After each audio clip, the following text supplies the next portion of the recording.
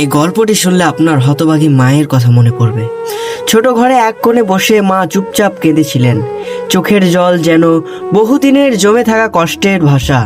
ছেলেটার নাম আরিফ, বাবা মারা গেছেন বহু বছর আগে। এরপর থেকেই মা এই ছিল আরিফের পুরো পৃথিবী।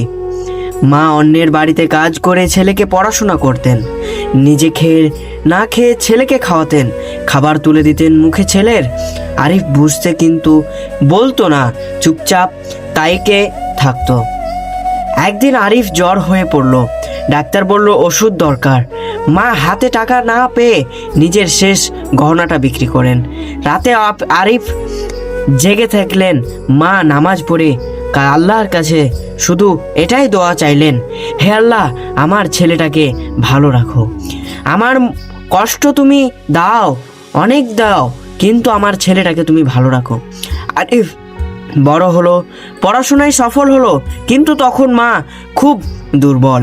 একদিন মা হাসপাতালে বলেন, বাবা তুই ভালো থাকলেই মায়ের সব কষ্ট শেষ। সেই দিনই মায়ের চোখ চিরদিনের মতো বন্ধ হয়ে গেল। আরিফ তখন বুঝলো মায়ের কষ্টের মূল্য কখনো শোধ করা যায় না।